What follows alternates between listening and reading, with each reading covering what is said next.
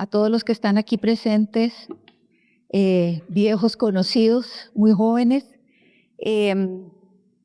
Además de la maestría en familia, soy directora de la Escuela de Arquitectura de la UACA también, y me interpela muchísimo el tema porque cuando recién entraba yo a asumir la dirección en el 18, la UACA, en respuesta al conato de aprobación de aborto en nuestro país o la norma terapéutica y todo lo demás, participó con la carroza en el Festival de la Luz, no sé cuántos se acordarán aquí, de derecho a la vida. De más está decir el espolvorín que se nos armó con ciertas escuelas, incluyendo la mía, ¿no? Entonces el pleito de los estudiantes era ¿por qué la UACA prohíbe el aborto? Entonces esa era la consigna, el aborto es un derecho humano y la UACA prohíbe el aborto. Pues la verdad es que terminamos gozando un poco porque no había más que hacer, ¿no?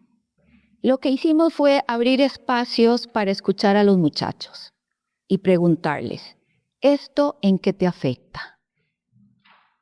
Ya vos naciste, ¿esto en qué te afecta? 1. 2. ¿Dónde el título de la carroza dice prohibido el aborto? ¿No? Voy dando pautas del tema.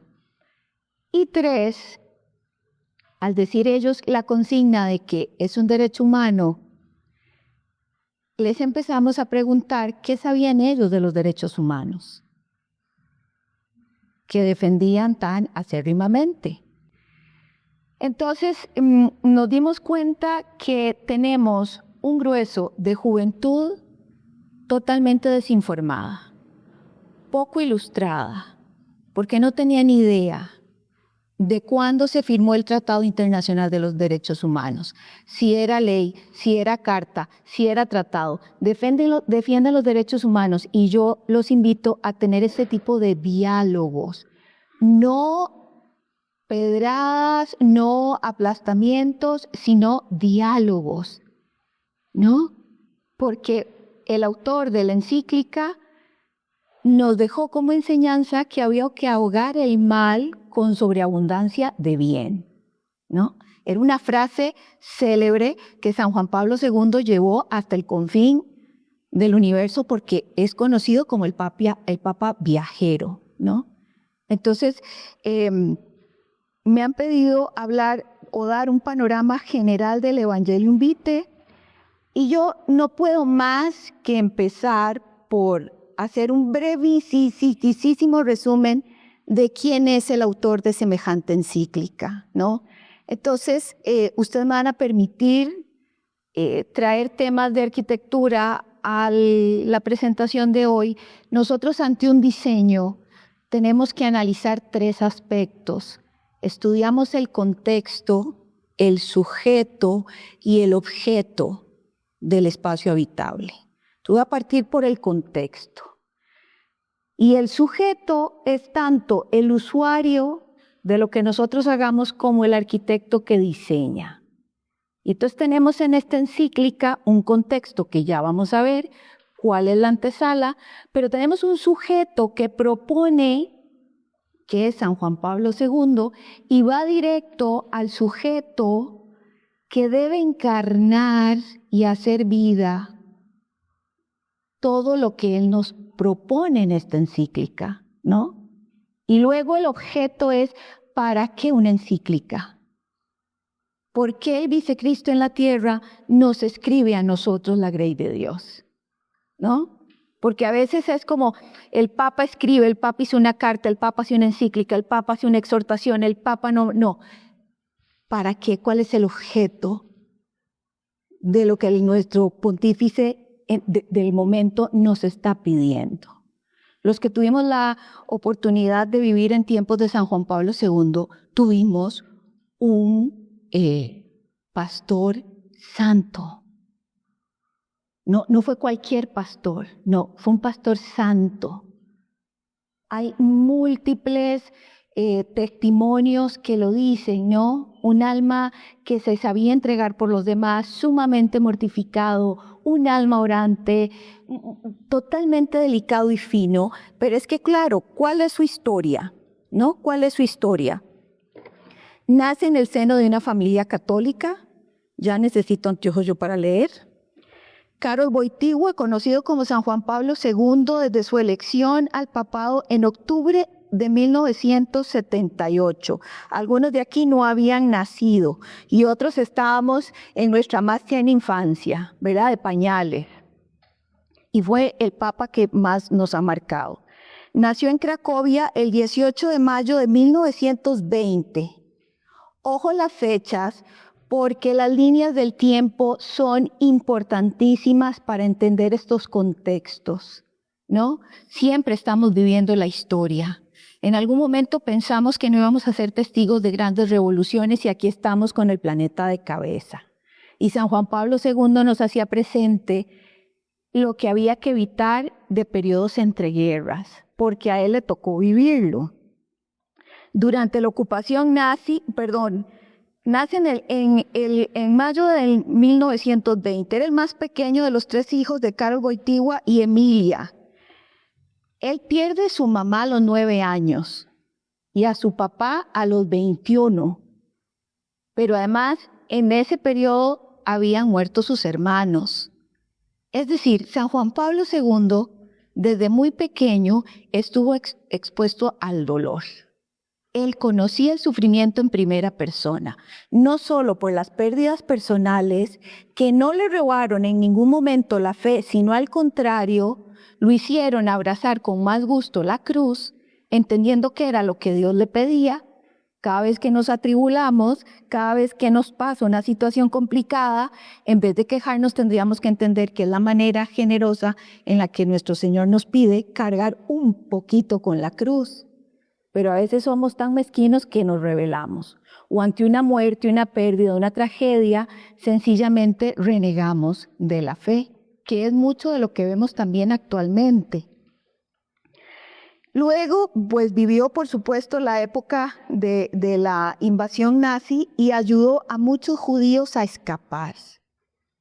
San Juan Pablo II, si buscamos biografías, fue muy activo durante la ocupación nazi, ayudando a los judíos. Amante del arte, los deportes, los idiomas, hablaba 13 idiomas contando el materno, ¿no? La lengua madre de él. Era un gran docto. Y además diríamos que era el máximo referente en lo que hoy llamamos pensamiento de diseño, design thinking, que no es otra cosa más que pensar con los demás. Un design thinking es sentémonos a dialogar y busquemos soluciones entre todos. San Juan Pablo II lo hacía porque se asesoraba de grandes teólogos y de grandes pensadores de la época, y una de sus grandes luchas, junto con Benedicto, que era uno de sus grandes colegas, fue buscar dónde estaba el lugar de encuentro entre la fe y la razón. Las ciencias lo apasionaban. Todo lo que tenía que ver con el hombre, el mundo, la naturaleza, la ciencia, la tecnología, lo apasionaba. Escribió obras de teatro, creo que se llama El Taller del Orfebre. Participó en el Concilio Vaticano II, luchó contra los estragos del comunismo. Ojo las fechas, 1949 a 1963, la tercera ola del feminismo. Tercera ola del feminismo, el radical, el más dañino, porque el feminismo nace en contraposición a tener a la mujer oculta, ¿no? Es decir, después de que hubo reinas, emperatrices, guerreras, todo lo que ustedes quieran, madres famosas, asesoras, matemáticas, filósofas y tal, viene la Ilustración y nos quiere ocultar y nos quita derechos. ¿Qué pasa entonces? Pero antes de que esto pasara, sin poder ser mujeres educadas formalmente, sin poder participar en el ámbito público, político, sin poder participar en el derecho, en la medicina, en la educación, en las ciencias, porque nos tocaba cuidar al ser humano, nos tocaba en sus etapas más indigentes, entiéndase, niños, enfermos y ancianos, no podíamos aparecer entonces en la escena pública. Con este rompimiento, quiero decirles que se dañó no solo a la mujer, el hombre también perdió. Porque así como la escena pública no tenía mujeres, la escena doméstica carecía de la figura paterna. Y seguimos pagando las consecuencias hoy en día. Pero por dicha, hay cosas que están cambiando. En mayo del 60, el famoso movimiento de mayo del 60, no es otra cosa que la proliferación de la píldora anticonceptiva. La anticoncepción ya existía. Todo lo que nosotros padecemos actualmente no hemos inventado nada. Ya esto existía desde siempre. Desde que el hombre es hombre, esto existe. Es que a veces, a mí me hace gracia porque a veces tendemos a caer como en la sorpresa, en la desesperación, nos ponemos un poquito como alicaídos, depresivos y decimos, este mundo ya no tiene salvación. La historia de la humanidad está llena de altos y bajos, de momentos iluminados y de momentos oscuros. Nada de lo que nos está pasando ahorita es ajeno al género humano. La conquista, el vasallaje, el te voy a caer encima y te voy a hacer renegar de tus dioses.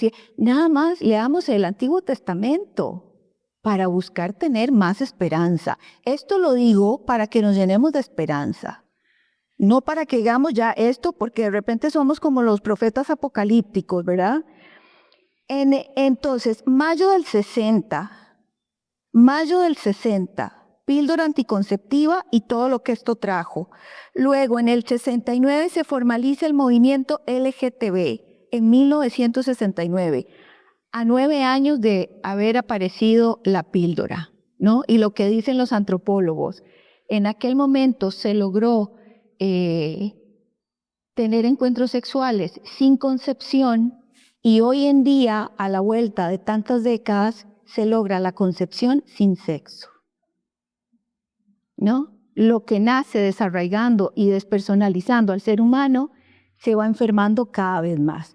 Entonces, si en aquel momento la lucha era poder tener relaciones sexuales sin embarazos, hoy en día se quieren embarazos sin sexo. En 1960, siendo obispo de Cracovia, escribió un libro que si ustedes no han leído, deberían de buscarlo ya, que se llama Amor y Responsabilidad. Un tratado de lo que el obispo de Cracovia entendió, empezaba a ser un gran tratado. Lo que él entendió como la gran deuda de la Iglesia Católica al amor humano entre el hombre y la mujer. ¿No? Él desde muy temprano entiende que las relaciones sexuales humanas tienen un orden, tienen una razón de ser y la Iglesia no ha evangelizado para que la dignidad del hombre y la mujer en el seno del matrimonio se viva con el mismo ardor y entrega con que Cristo amó a su Iglesia, ¿no? Sin avasallarla, sin domesticarla, sin reducirla, sin utilizarla, sino dignificándola, ¿no? Entonces, él decía, dentro de sus encíclicas y entrevistas están, tenemos una gran deuda con el amor humano y es momento de que empecemos a tratarlo. Y aquí entonces empieza el germen de amor a la vida que él profesó durante todo su pontificado y vida religiosa. Entre 1979 y 1984, momento en que él entra a ser papa, inicia su pontificado, desarrolló, ¿no? Dedicó la catequesis de los miércoles a lo que se conoce hoy en día como la teología del cuerpo. Es decir, fue un gran abanderado del amor humano, fue un gran abanderado del sacramento del matrimonio, porque él entendió desde la más tierna infancia que un matrimonio católico es el semillero de más vocaciones, es donde se gesta la humanidad. Por supuesto que él tenía que trabajar duro en todos estos temas. Entonces ya les di un poco de fechas. El Evangelium Vitae se publica el 25 de marzo de 1995, viviendo él en carne viva todos los estragos de una mentalidad contraria a la dignidad y el respeto de la vida humana, ¿no? Él ya sabía, igual que sus antecesores, que se nos venía en épocas, igual que en otros momentos, contrarios al deseo de existir de las personas, ¿no? Y venía un odio creciente sobre la humanidad y la dignidad y la fecundidad. Entonces, 25 de marzo. ¿Cuál es el contexto político de la encíclica? Ya les mencioné los movimientos que se estaban gestando. Empiezan las legislaciones de muchos países a alejarse de los principios fundamentales de sus constituciones. No sé si ustedes han leído la Ley Fundamental de Educación de Costa Rica. ¿Alguna la ha leído? Hay que leerla. O sea, es una belleza. Nuestra ley es una belleza. Don Guillermo la pasa mencionando en cada exhortación o motivación que nos hace, porque él dice que la educación superior la educación de nuestro país está al servicio de la formación de la personalidad de cada costarricense, lo que esto supone. Hay que formar la personalidad del costarricense. No hay desperdicio en esta ley. Y lo mismo nuestra Constitución. Entonces, empiezan las constituciones, empiezan a aparecer lo que ahora sabemos que se llaman suprapoderes, ¿no? El gobierno global, estos atentados como los grandes emperadores de otrora, ¿no? Tenemos que conquistar el mundo, tenemos que dominarlo, tiene que regir una élite superior que sepa de absolutamente todo y nosotros vamos a decir quién sí, quién no, por encima de los gobiernos, ¿no? Y lo hemos visto y lo seguiremos viendo. Les digo, no es nuevo. Entonces, empiezan las constituciones a contradecirse y a herirse entre ellas mismas, consintiendo o reconociendo la legitimidad de prácticas contrarias a la vida humana. La legalización del aborto se expandía por Europa con el caso emblemático de Italia, que en 1978 aprobó su ley abortista y en 1981 la ratificó por referéndum, es decir, votó el pueblo para que aquello sucediera. Opciones consideradas anteriormente como delictivas y rechazadas por el sentido moral común llegaban poco a poco a ser socialmente respetables. Se vivía una transformación cultural profunda donde el sufrimiento era censurado y rechazado como inútil, el cuerpo se reducía a materialidad despersonalizándose, la sexualidad se instrumentalizaba, perdiendo su dimensión como signo de amor, es decir, nos reducíamos a partes, a glúteos, a pechos, a piernas. Entonces, claro, toda la liberación sexual que trajo mayo del 60 ya era abiertamente pública en anuncios. Lo que antes se consideraba pornográfico ahora era legalmente estético, culturalmente artístico. Aquello era una demostración de que mi cuerpo, mi decisión, ¿no? Y aquello empieza a tomar cada vez más fuerza. Es decir, lo que estamos viviendo nosotros ahorita no se gestó hace 5 años, muchachos. Tiene muchísimas décadas. Hay que estudiar y leer de qué se trata y cómo nacen. Me quedan 5 minutos. Voy a correr para que podamos abrirnos al diálogo. Contexto político, legal. La medicina ordenada por vocación a la defensa de la vida humana se presentaba cada vez más a realizar actos contra la persona humana. Nada más de esta diapositiva quiero leer Bueno, Holanda, que había legalizado la eutanasia, pero Suiza lo había hecho muchísimo antes. La Conferencia Internacional sobre la Población y el Desarrollo del Cairo, 1994, otro hito que hay que leer y entender, porque fue cuando las Naciones Unidas, ya los órganos internacionales empiezan a abrazar estas ideologías y a proponer que efectivamente hay que tener un control de la natalidad. Y la Agenda 20, los Objetivos de Desarrollo Sostenibles, que ahora se tiraron hasta el 30 porque no se lograron, ya se empezaban a gestar. Es decir, nada de esto se ha improvisado. Llevamos muchísimo tiempo cocinándolo.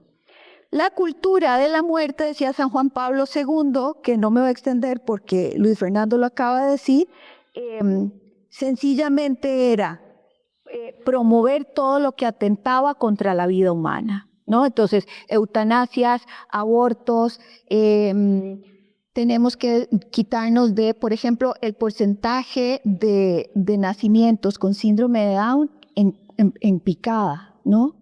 Porque claro, si detectamos en el vientre que el niño viene con Down, pues nos lo quitamos de encima, ¿no? Entonces, un dato que nos tiene que abrir los ojos.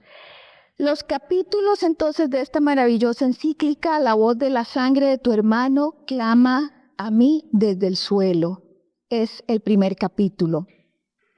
Analiza las amenazas actuales contra la vida humana, cada vez más sofisticadas, más científicas, más tecnológicas, examina la cultura de la muerte versus la cultura de la vida, denuncia el aborto, la eutanasia y otras amenazas contra la dignidad humana, critica estructuras sociales que oprimen la vida. Ahora, no es solo el aborto, es también la esterilización, ¿no? Todo el movimiento que también se ha venido denunciando. El segundo capítulo dice, yo he venido para que tengan vida, fundamenta teológicamente el valor sagrado de la vida humana, presenta a Cristo como el evangelio de la vida, explora el mensaje de lo bíblico. El tercer capítulo, no matarás, y el cuarto, a mí me lo hiciste. San Juan Pablo II, entonces, en resumen, lo que nos dice es, tenemos que volver o abrazar lo que él denominó la norma personalista. La norma personalista de San Juan Pablo II significa ver en el otro un fin y no un medio. El otro es mi fin, un fin que merece abrazarse para toda la vida, un fin al que yo tengo que dedicar mi vida para defenderla, llámese hijos, sobrinos, tíos, parientes, no, acoger a mi sangre, la más necesitada, y a los demás. Y luego saber que todo lo que hacemos es para el bien de las personas, no para el bien de los números, porque la avaricia, la codicia, el desenfreno han estado siempre. Entonces, les diría que uno de los grandes legados de este evangelio es la novedad de la esperanza, la novedad del optimismo y luego la novedad de saber de que todo esfuerzo que nosotros hagamos cuenta. Porque a veces decimos, es que yo no estoy haciendo grandes gestas heroicas, no soy Greta en los barcos estos, ¿verdad? Atravesando las zonas de... No, con que hagamos familia, con que cuidemos, seamos coherentes y nos sepamos hijos de Dios, y con que sepamos ofrecer el día a día y el que nos unamos en oración, porque a veces damos por sentado de que yo aquí lavando platos, yo aquí trabajando en mi oficina en el día a día, yéndome en tren, yéndome en carro, ahí nos quiere Dios. Cuenta con que nosotros en ese viaje recemos un rosario. San Juan Pablo II era profundamente mariano y fue, como lo dijo Reagan, la metástasis del comunismo. Habría muchísimo más que decir sobre este gigante que nos precedió, pero en resumen les diría, estos grandes atentados contra la fe, contra la persona humana y contra nuestro amor a Dios han existido siempre y no nos tienen que arrugar. No nos tiene que dar miedo vivir en esta época, no tiene que darnos miedo engendrar la vida humana en estos momentos, no nos tiene que dar vergüenza ni miedo cuidar al que más lo necesita. Dios cuenta con nosotros. Y si nos ha hecho nacer en este momento histórico es porque Él nos va a dar la gracia para sacar esto adelante. Muchísimas gracias.